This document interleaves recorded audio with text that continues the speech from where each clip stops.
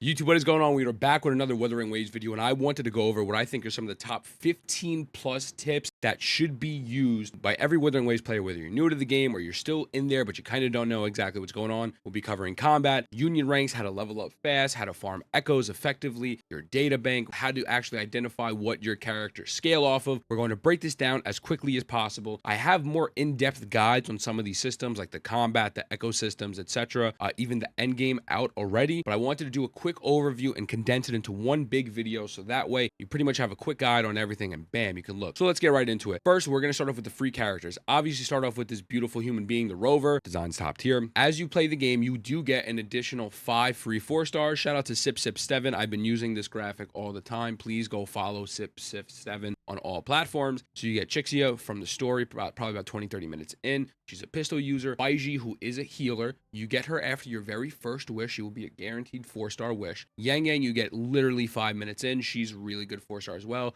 She gives CC and energy regen to people. Sanhua is a 5-day login reward, so you just got to log in 5 days, and bam, that's another really great unit who's a sub DPS. And Yanwu you get from actually doing a certain amount of levels in this game's version of Spiral of the Abyss, as well as Union level 45. You will get a free 5-star selector, but we'll go that later for the weapons. So you get 6 free 4-stars almost instantly. You know, the last one, Yanwu, might take a little bit, and you do have to log in for 5 days, but you know, 6 free characters in 5 days is pretty insane. But Wuthering Waves and Kuro Games are actually giving out 3 free standard banner characters. I will break down those banners a little bit later and show exactly how that works. But in total, you're getting 9 free characters for just playing the game, and you need exactly 9 free characters for the end game content. Mwah. Chef's kiss. It's perfect. You will not have a shortage of characters for any of the content in the game. They immediately set you up for success. Now, obviously, every character is going to be different, their combat style, their skills, etc. But I want to break down really quick what you see on the screen when you have a character. So right now, there's quite a few mechanics here within the combat. So first, over here, you have this little circle next to your health bar. This is called Concerto Energy. You have your Forte Circuit, which is above your health bar. You then have your normal E, which is your skill, Q, which is an echo that you can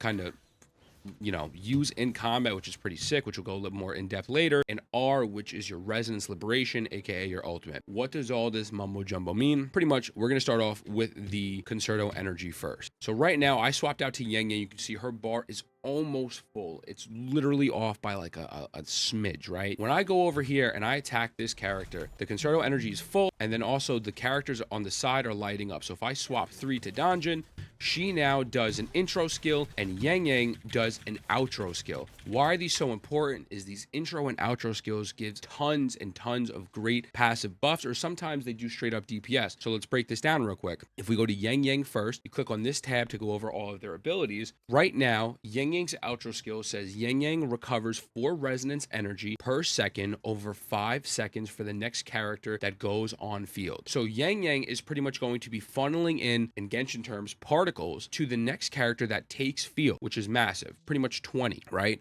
Now, Donjin's intro skill, which can be found on the right side, with unwavering determination, Donjin releases a strike dealing havoc damage. Pretty simple. She just does straight up DPS. So you're swapping out with Yang Yang. You're then giving, while Donjin goes back on field, you're funneling in particles to Donjin, so that way you can get her resonance skill or her resonance liberation up faster, as well as she's just doing straight up damage, which is amazing. So Concerto Energy is all about swapping. As I've said multiple times, this game incentivizes you. I'm swapping out characters. So again, my Concerto Energy is about to be full. If I can learn how to dodge, I then swap out to Kalkaro, and then bam, his Concerto Energy is about to be full again. I swap out to Donjin, and you get the point. So every time you do these swaps, you are gaining that passive. It just makes it seamless transitions. Now, the Forte Circuit is the bar above the health. So these Forte Circuits allow every single character to have even more depth to their combat and not just have a basic skill and elemental burst. It allows you to really kind of have even more options when you play. So Donjin's, it's pretty simple, which you'll see in a moment. Every time she uses her skill, which is her E, it doesn't have a cooldown, pretty much takes away some of her health. And that bar, if it fills up to a halfway point or the full point, the next time you do a charge attack, you heal yourself, but you also do a massive amount of damage. So we're going to fill this up real quick, halfway, just so I don't die. And then bam, as you can see, she is now doing even more damage. And then also, obviously, the game does have dodging and parrying, which is going to be a main part of the combat. So that's a dodge right there. That's a parry. So every time they have that yellow bar around them, that yellow circle, you can parry. I died because I'm whack, and Donjon's a very hard character because she's like Hu Tao, but you get the point. Her Forte Circuit is you fill it up halfway or full, and then bam, you do a charge attack. Everyone's completely different. So if you want to know what every character does, you go into this screen and you can look right here. It's just a perfect segue into the next segment that I wanted to show you. How to identify every character's intro, outro skills, and what they scale off of to know how to build them properly. So my face is going to be flopping around back and forth because I covered things a few times. Your basic attack is pretty normal. That's on the far left side right here. You then have resonance skill, once again, which is going to be your normal skill, your Forte Circuit, your resonance liberation, your intro skill, and then right here in the middle is your outro skill. So it breaks down everything for you. Now, sometimes it has long descriptions like this, a lot of mumbo jumbo, but it seems like a lot at first. But honestly, as you play the game and kind of just learn the mechanics, it gets easier to really understand and kind of break these down, right? Now, in this screen, obviously you can level these up. You can level up your resonance skill, etc. But going up on the tree, you also get these other little nodes, like in Star Rail, those little extra nodes in the traces. This increases attack by 1.8, attack by 420%, spectral damage, which the Rover is a spectral character. So that's really just giving you a bunch of good passives, even more attack, and then more spectral damage. Main nodes here that are important are the Forte Circuit. So the Forte Circuit, as I said, is pretty much almost the main mechanic of every character, but this gives characters actually specific and unique upgrades. So for example, the Rover. Damage dealt by Rover's basic attacks, resonating echoes increase by 60%. Now these upgrades require weekly boss material. So if I look over here, right now it shows this. Skill upgrade material drop from Scar used for skill upgrades. How many times can you fight bosses? 3 times. Same thing with Genshin, same thing with Star Rail. Three weekly boss runs, which makes sense. And then same thing, you go up one more. Rover gains 15% attack for 5 seconds upon casting heavy attack. What do you need to upgrade this? You need weekly bosses. So we will cover Resin a little bit later, what you should be using your Resin on to be the most efficient, but right now we'll focus on this. So this is pretty much just how the actual character screen looks. Now, one important thing about this screen is the skill details. So in order for you to actually build your characters effectively and efficiently, you need to know how they scale. What are they working with? Well, you click on skill detail, and if you go through all of these, so the basic attack, nothing really crazy here. It's not really showing you any information. It's just showing you the basic cooldowns and the percentages. There's no like substat like defense or HP, whatever the case may be. When you don't see a specific stat on someone's skills here, that we can safely assume that they are scaling off of attack. So let me show you for an example. Again, Rover, not showing anything. But if we look at someone like Baiji, who is a free 4-star unit that we receive, if I go to her normal attack, same thing, right? It's not showing any type of substats. You're like, okay, maybe she's getting off attack as well. No, don't only look at the basic attack. Now if we go into the resonance skill, it shows HP. What does she scale off of? HP. Forte Circuit, health, HP, intro skill, HP. So this is how you can determine what type of echo substats you want, what maybe substats you want on a weapon. You know, it really helps you narrow down how this works. So again, another perfect example is Yanwu, which is another free-to-play character. If you go to his resonance skill, he scales off of defense, which is perfect for me. I am the defense archon, but defense. That way you know, okay, when I want to build Yanwu and I want to make sure that his skill, how does his skill scale? Well, it scales off his defense damage. Or his intro skill. I want to know, attack the target dealing electro damage. Well, how can I maximize Yanwu's intro skill? 32% of his defense. Now, segueing into echoes. Again, I dropped a completely in-depth guide on echoes, so if you want to check that out, go ahead. This is really going to be the basis real quick off the top of the dome. Donjon is a Havoc character, so you want to try to get Donjon hooked up with Havoc echoes. So, for example, right now, I have my main echo that I can use in combat. If we go back here for a second. So if I use Donjon, now the echo is the Q. I go into this crazy crownless form, which is a boss, and I start attacking with them. So the first echo you equip, you are able to use in combat. The rest are all strictly substat sticks. So there is a point system. You can only have echoes accumulating up to 12 points on your account. Every echo costs something different. So, for example, this is a main DPS echo, crownless, so he's going to cost 4 points, as opposed to something like this, which is a little fly.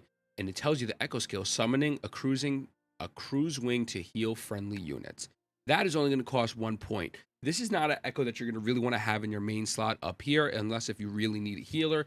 But at that point, you probably want to reevaluate your decisions and play a healer on your team as opposed to putting a 1 point echo in your main slot, right? And then now there are Sonata effects, which are pretty much their set bonuses. It goes 2 set bonuses and 5. So for Havoc, it's Sun Sinking Eclipse Havoc damage. It's a 2-piece. And then the 5-piece set is upon using basic attack or heavy attack, Havoc damage increases. That's perfect. Again, as we went over at Donjon, her whole kit is based off normal attacks and heavy attacks, especially when her Forte Circuit is up. So there's real great synergy with all of these systems. The one thing I want to let you know, if we're looking here on this side of the screen, if I wanted to put, let's just say, another crownless on, right? It shows you right here that same echoes would not be counted toward the Sonata effects.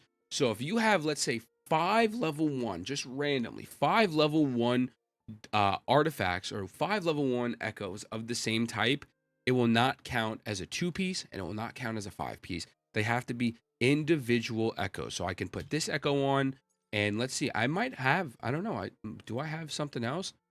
I now have a full 5-piece set. So if we look here, these are all different type of echoes. None of them are the same. Now let's actually get into the substats of the echoes.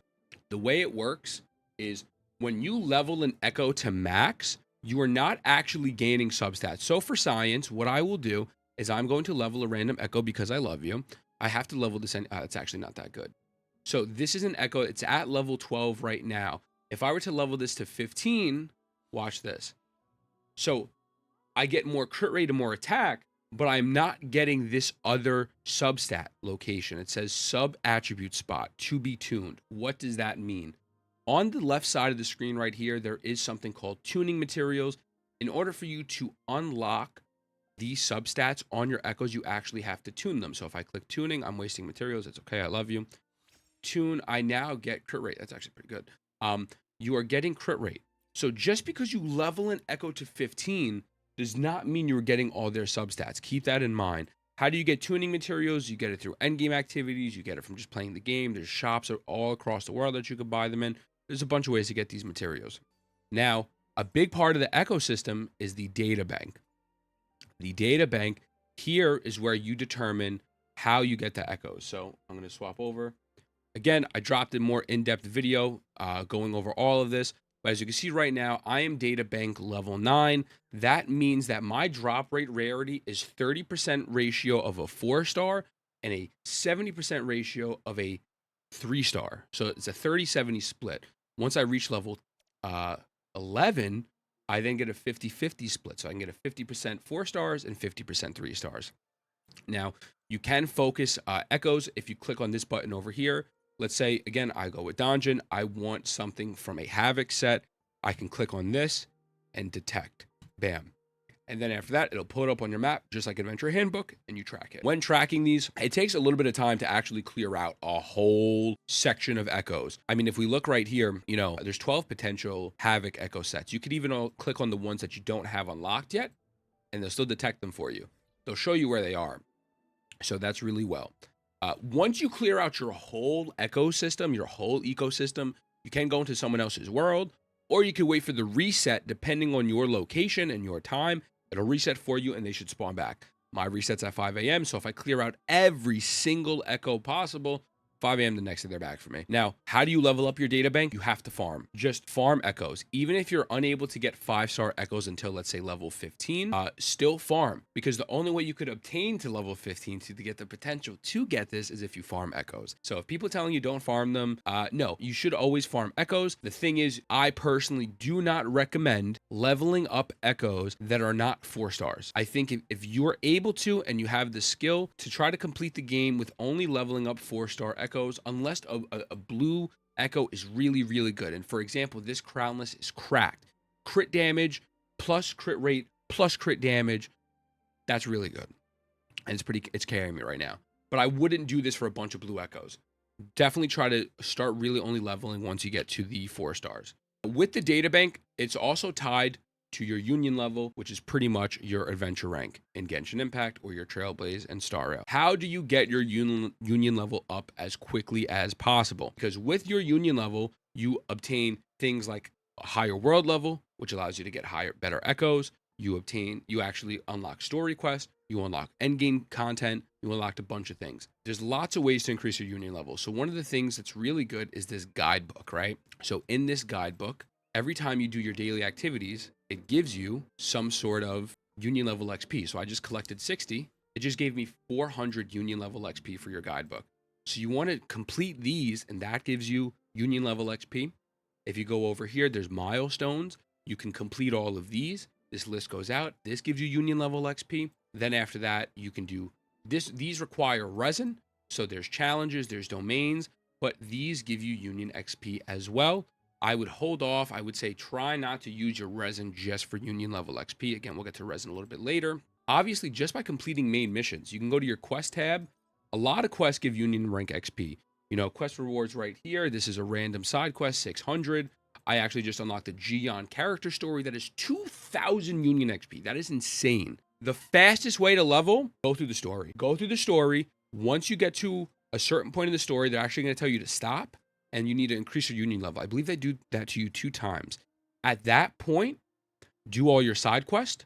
If you don't have any more side quests to do, unlock the map. I still haven't even unlocked everything on the map yet. But also, when you fight open world bosses for the first time, without consuming any resin, you get 450 union rank XP. So every time you fight that boss for the first time, bam, that's 400 union XP. You fight this boss for the first time, bam, 450, 450. And so on and so forth. So fight bosses, do your quest log, open your map, do your daily. It's really not hard. And if you're stuck, you might just not be looking at everything in front of you. So that is how you get your union level up as fast as possible to get all the content in the game. Now, resin, aka wave plates. So in this game, there's wave plates, but then they also have their version of fragile resin. I'll show you right now, which is the crystal solvents. Don't use these unless you really, really know what you're doing and you have a very good grasp and understanding of the game and who you want to level and whatnot. Then you can start using these, but I would say hold off. But let's just go over the wave plates. What should you be using wave plates on? The first thing I'm going to show you what I do not believe you should be using wave plates on is this.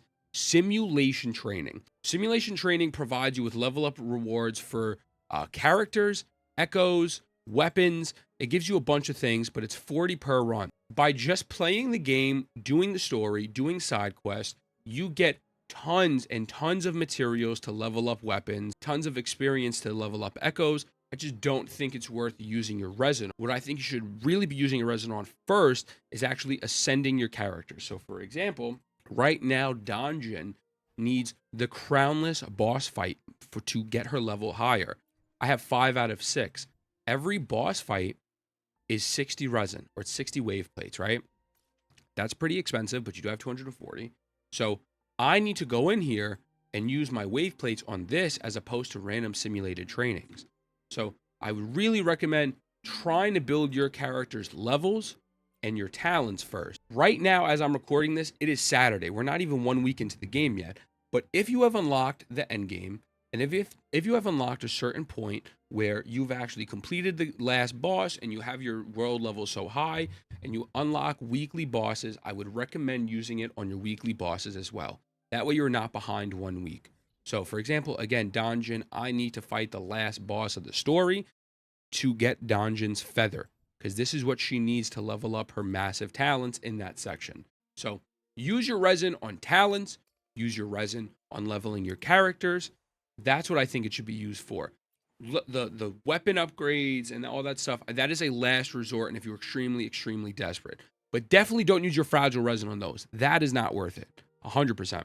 Now let's break down the gacha real quick. That's what we're all here for, the banners. So as I said earlier, you are getting 3 5-stars for free. How does that work?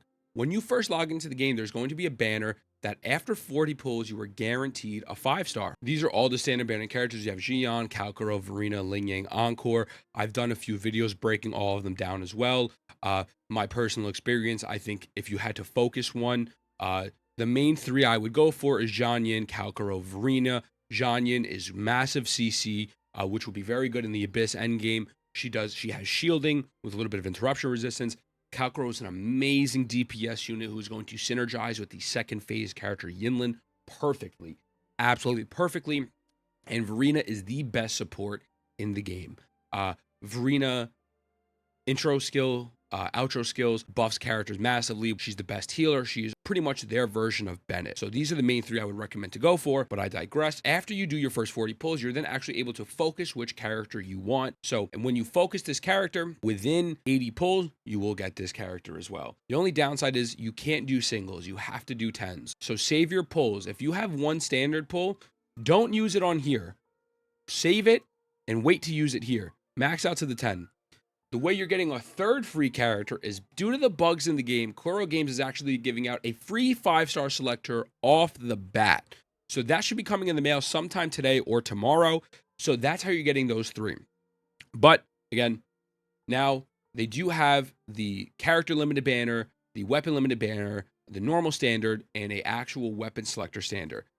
All banners are 80. All banners are 80 pity. And this banner, you can lose your 50-50 on, which I personally did because I have horrible luck. After 80 pulls, if you don't get this character and you lose, which I did because I'm a loser, you then have a guarantee to get Jianyun. The great thing about this game is the weapon banner is 100% guaranteed. Within 80 pulls, you are getting the said banner, the said weapon on this banner. You don't have to worry about getting potentially anything else. You get this. Standard banner is normal. You could lose a 50-50. You get whoever here. And then the standard weapon banner is amazing because you could actually focus which weapon you want. Do you want a sword? Do you want a broadblade? Do you want the pistols? Do you want the gauntlets? Or do you want their version of the catalyst? A TLDR, just to save your time, either focus the pistols or focus the sword. These give crit rate, which crit rate is a very, very, very important stat, which we'll get to in a moment. So they both give crit rate and they both give energy regen. So the other ones are okay, but they all give double attack and it's not really worth it. So definitely focus for the crit rate, and that's the banners. Now, the banner shops, so there are 3 currencies. Asterite, which is your Primo Gems. You then have your Afterglow Coral. Coral, stop hitting gritty. You're attracting the walkers. You have your Afterglow Coral, and then you have your Oscillate, Coral. Now, every 8 of these, you can either buy a wish or you can buy constellations, wave bands from the shop. The really great thing, though, is you could actually buy the limited banner constellation. So if you have Jian and you have a bunch of these leftovers, you can buy constellations for Jian up to 2. That's pretty insane. That's kind of cracked. So that's an awesome system. You could also buy the tuners for Echoes, which I'm actually going to buy a tuner right now. That's 20. You could buy a bunch of tuners. This same thing, similar. You can buy a bunch of upgrade materials. You can also buy wishes, but I bought all the wishes up already because I'm a gacha addict. And then the title exchange, this is just your Asterite, purchase. I'm a filthy whale, ignore me. And point shop. So you get this from the Abyss. You can buy things from the Abyss store here, or simulation training. Again, the simulation training I'd hold off on. Don't do the simulation training yet. But those are the shops. As I said, there is endgame, so I dropped an in-depth guide on how one endgame mode works already. I'll be dropping guides on the other as well, but there are 3. Depths of Elusive Realm. This is their roguelike mode, similar to Simulated Universe. You go in, you pick cards, you pick pathways with echoes, and you complete it for rewards. You get Asterite, you can get other echoes. It's pretty good. Tower of Adversity, which is, again, their version of the Abyss. And the third endgame mode, which I actually don't even have unlocked yet, is there's going to be hologram bosses. Once you reach Union level 27 to 30, I don't remember off the top of my head, you unlock these hologram bosses that have 6 difficulties, and each difficulty gives you more one-time rewards. So that's why it's so important to get that Union level up ASAP. And the final thing that I want to show real quick is the Events tab. This is where you go, you log in, you claim your daily logins. You go here, that gives you more Asterites. It tells you what to do. Echo Hunters right here.